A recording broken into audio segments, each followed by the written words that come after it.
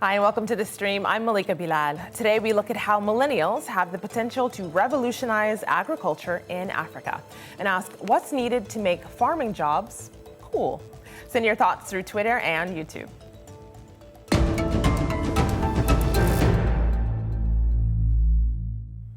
Africa has about 2/3 of the world's uncultivated farmland, but precious few people are choosing agricultural careers.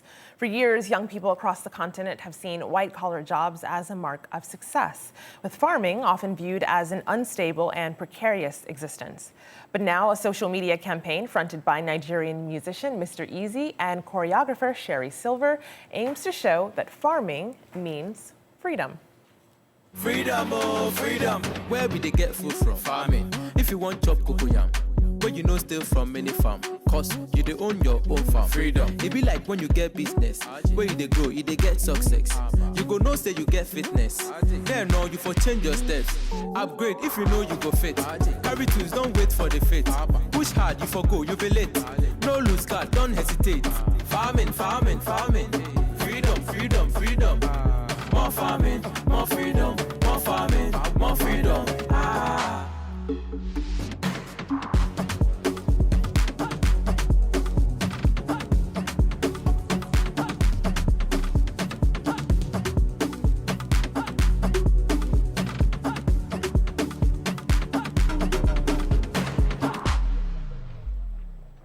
You can't help but dance a little bit. The campaign is called Our Future is Here and is led by the International Fund for Agricultural Development, or IFAD.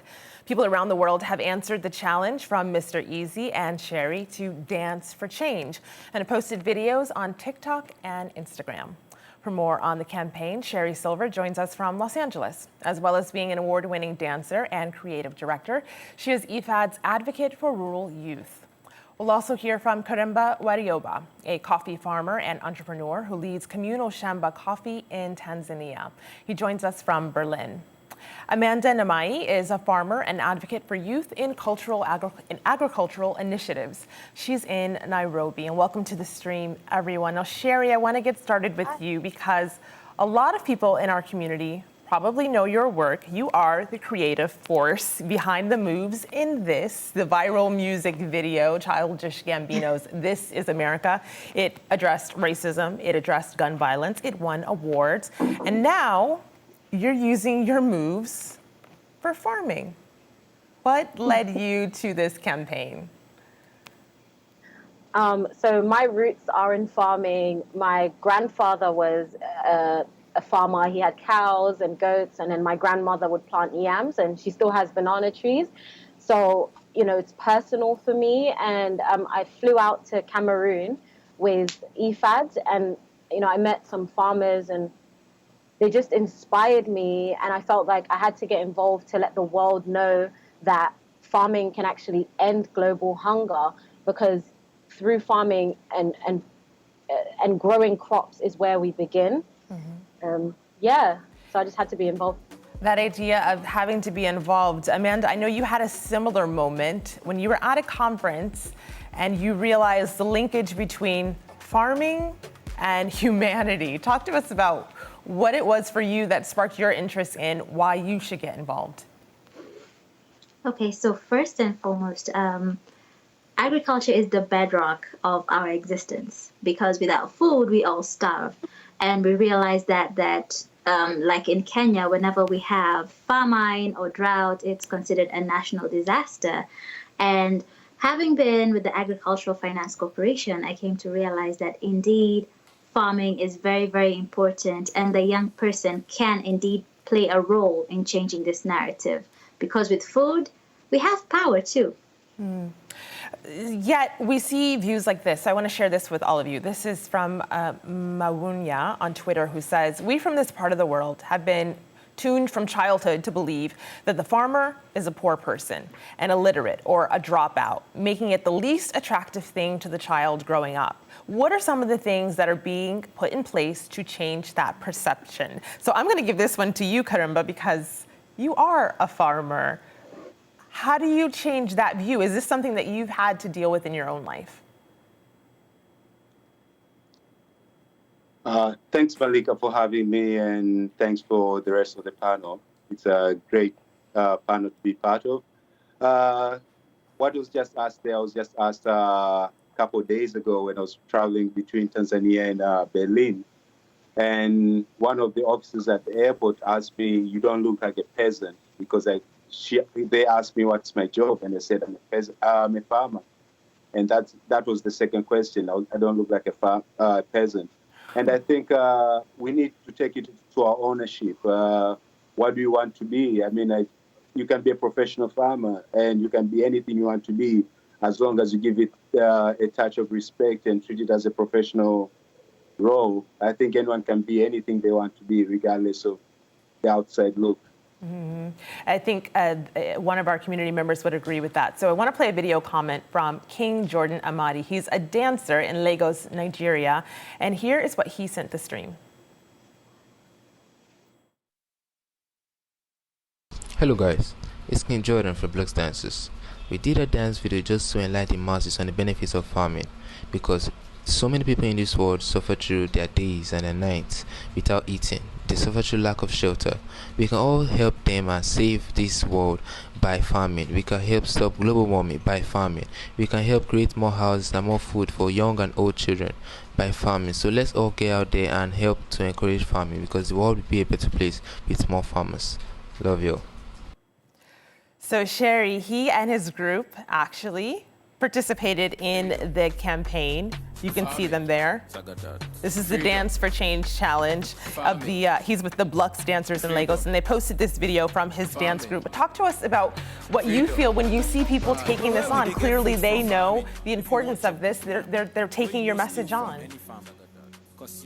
I think it's really important because as we mentioned, farming is often seen as unglamorous, but it's not just about, working in a field. It's actually about entrepreneurship as well, because it doesn't just stop at growing crops and feeding your family, but you can actually feed your community through this.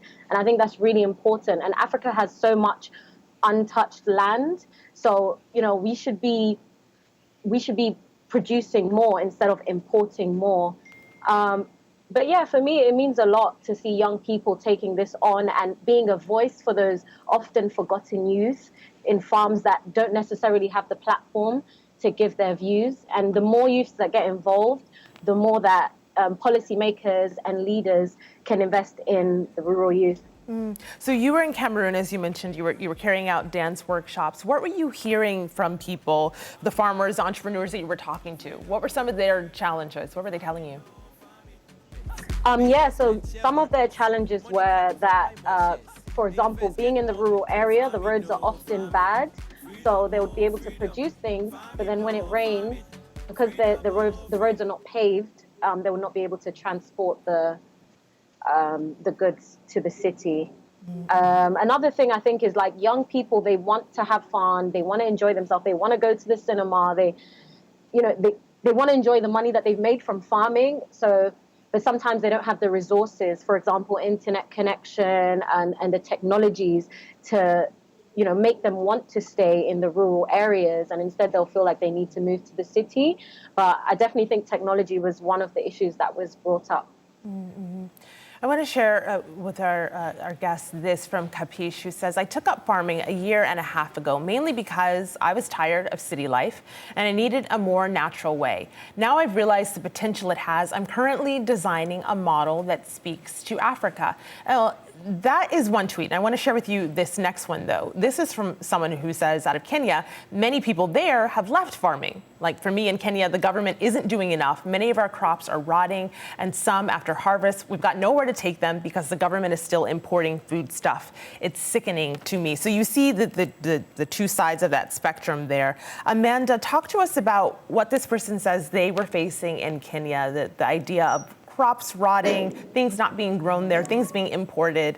Are those issues that you've seen?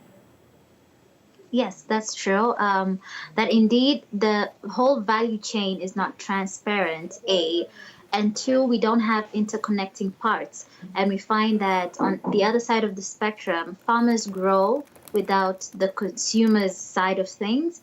And then we also have some punitive bills, if I may call it, that really punish the farmer. And we have even a time that on social media we had the hashtag Save Agri Sector because of some bills that were passed. For instance, one was on not applying organic manure on your farm, of which was quite punitive. And then we also have the problem with infrastructure and cartels. So when farmers grow and they don't have a way to get their produce to the markets, you find that there's an influx of these products, and either it's an influx or a scarcity. And we find that the farmer often suffers when that happens. So also the government itself is not really a good buyer. We've had several instances where farmers have not been paid, especially for maize. It has been a challenge in Kenya. We've had maize rotting in our silos. So it's been quite a challenge for the Kenyan farmer. Karemba? Yeah, I think that sometimes we put too much pressure to our governments. And I think we've never heard of a government interfering on accountants and their jobs. We've never heard of a government interfering with lawyers and their jobs. And I think when we start changing our perception of what agriculture is, we take ownership, we try and find various markets, different opportunities, how you can improve your crop, how you can add value to the crop, try to look at different ways. I think there's a certain limit. Our youth also have to take responsibility and accept that we are living in the community that we are. It's never changed, and the same agriculture took our parents to schools and made them to where they were. It's the same thing. We can go back and do exactly the same if we apply it in the mode of our generation and how things are at the moment. So one of the tweets that I read earlier was from Nicola, who was explaining why people in Kenya are leaving the farming industry in his perspective. And he says, unfortunately for him, he's already sold his farm to a real estate agent, so he's out of the game. But this person, this is Ochwadu, who says the biggest challenge for them in farming in Africa is balancing production versus available markets. We have to come up with a system of linking farmers with markets and help them plan their production accordingly. This will make farming attractive to the youth. Amanda, do you want to take that one on? Yes, I do. The production needs and markets where they can actually sell their goods. Yes. So first of all, production needs to be consumer driven. So first, we see the farmer growing crops for the sake of growing crops. So they will grow, they will harvest, and then they'll have no place to take their produce. So that's scenario A. Then scenario B, we also have a lot of inconsistencies in the market. So you find the people will produce, but then when it comes to the market, there are cartels. And one way also the young people can come in to address that is we have the role of ICT. We have an online platform where farmers can directly advertise or market their goods. We also have the role of social media, and we have also apps that work where farmers can actually advertise and make known their goods, and also these farmer groups that are online that can help address that. And in that way also other young people can be involved, because we're in the digital era and most of the people who use tech are young people. So that's also one of the ways that can be used to address those challenges. You know, we got this through from Obed, and this is an interesting idea here. Sherrie, I'll give this to you. Obed says, this is no fact, this is their anecdote, but from the look of things, some young Africans believe farming is equal to suffering. I once held this point of view. My parents grew up as poor farmers. They moved to the city, and their story did make me look down on farming. So Sherrie, you mentioned that your grandparents were farmers. Is that ever something that you think was passed down as a glamorous way of life, or a way of life that maybe your parents thought that they would want to enter or be as far away from as possible? So I wouldn't want to use for example, my grandfather as an example, because he loved the rural life. He loved just a small house that was simple. He didn't need all the stuff that young people need. Young people need a lot. But what I can say is that, it's our job to change farming and the perspective of it as young people. And I met this guy called Gabriel, who's a 26-year-old farmer in Cameroon, and he's managed to buy his parents a house and buy himself a house. And at the time when I met him, he had 1,000 chickens, and then I think he wanted to expand to become a cooperative. So clearly there is money in farming. Gabriel's not poor. So I like that idea, and the idea that there is money in this. I think there are other people who I are was working. surprised. I was like, really? let me go back and start a farm in Rwanda, because. So you're Yeah, surprised. You're probably not alone in that. Karemba, go ahead. Yeah, I'm a classic example. I was born in Dar es Salaam, in the middle of it, like in downtown CBD. That's where I grew up. Like in any major city in Africa, imagine right in the center of it. That's where you spent most of your childhood. And I was blessed to see a bit of the world for a few years or for quite some time. But when I made a decision that I'm going to self-employ myself in agriculture, I packed everything I had, left the city life, left all the luxuries. Fair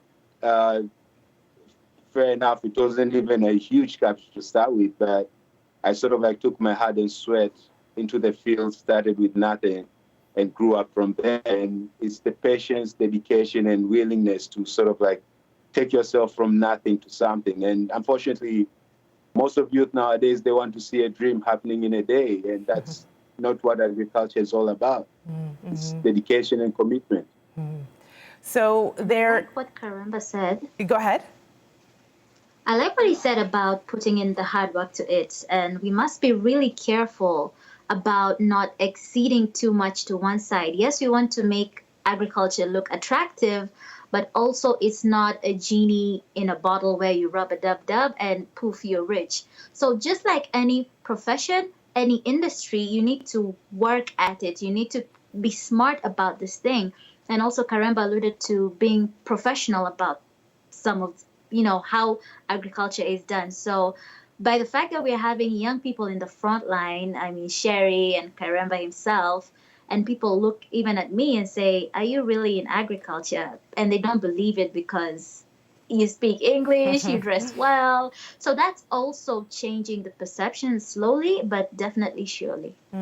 So when you talk about changing perceptions, I want to share with our audience something else that might be doing that. Now, if you're thinking about a career in farming, this might be for you. This 2017 clip is from a hit Kenyan reality show called Don't Lose the Plot, in which 4 people with little or no farming experience each worked on a plot of land in a race to become champion. Have a look. 4 young farmers from Kenya and Tanzania have been chosen to put their farming skills to the ultimate test. Over the next 9 months, these 4 will take to the battlefield for a challenge of a lifetime. Each farmer is given 1 acre of land to call their own. They have 9 months to turn their acre into a successful farm. At the end, the farmer with the most profitable and sustainable farm walks away with a monumental prize. The stakes are high and the clock is ticking. Who will be our farming hero? Karemba, you are already a farmer, but do you think that things like this will entice your friends and your colleagues into joining that lifestyle, taking up farming? There was a phase in Tanzania where everyone in the city used to say, I'm farming something somewhere. And it ended up raising a joke that we've got lots of farmers who farm over the phone. Because they'll talk about having farms, but they'll tell you that I've got someone at the farm, I send money and they do these things. And most of those people will tell you failures. And those are some of the people who put agriculture as a bad name. Because, I mean, as any job, you never do it from a distance. You never do any job and see success in a few episodes in a TV thing. So you need to commit. You need to do it in a long way to see the results in the farms. Unfortunately.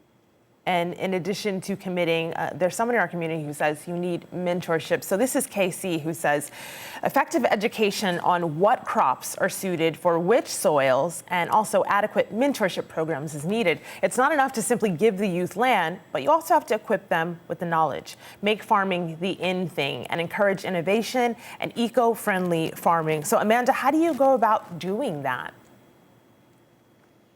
Okay, so one way of disseminating information, we have the role of collaborative partnerships. And in Kenya, we have the Climate Smart Agriculture Youth Network who have partnered or who are hosted by CIAT, which is a research institute. And their sole mandate is to give, scientific data on, they have new crop varieties and they come up with so many scientific knowledge. They have a climate risk profile. And all this is a bit too much for the young person to digest. So we come in and use social media and actually tweet some of this information in soluble chunks and also find a way to share this risk profiles to the young people in the various, in Kenya we have counties. So county specific climate risk profiles that will also aid the farmer in what's going on concerning the environment, concerning the new or innovative ways, farming approaches, climate smart farming practices. And also we have a group on WhatsApp where as young people in agriculture where we share and we have this knowledge platform where we bounce off ideas with each other, and whenever there are opportunities to attend capacity building workshops, we actually put it out there and have people sign up and attend those trainings.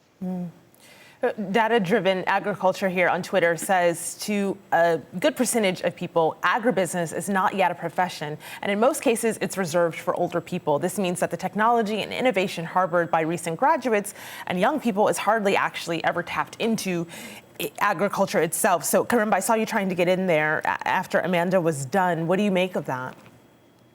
Actually, both of the two, even what Amanda was saying, I totally agree with it. But there's an aspect of also technology and talking about just taking a soft approach comparing with how Silicon Valley played a huge role in technology development globally. And I hope one day also in Tanzania, people like IFAD and other organizations can start think of establishing things like agri-tech hubs, agri-tech, agricultural sort of like places where people can get these skills. People can start seeing agriculture can be a profession. And when you talk of youth in agriculture, it does not necessarily mean let's all go farming. You may find some of these graduates who are graduating from schools, they can develop softwares, apps, they can find solution agricultures that are not developed yet. And that's what we need. We need to bring that technology into agriculture. We need how to find ways, probably software that connects farmers with trucks that transport goods and things like that. So there's a broader way of looking at agriculture, not just a youth holding a sort of like some seeds on the hand and go planting land. So the wide approach we can look at. Mm-hmm. And Sherrie, I see you nodding there. We got this tweet from Naduta who says they need access to information, they need capital, they need a ready market. Patience is key. Farming is not a walk in the park. An aspiring farmer should be ready to encounter the gains and losses along the way. So how do you go about even getting that entrepreneurial mindset? We're almost at the end of the show here, but I'm interested in your final thoughts.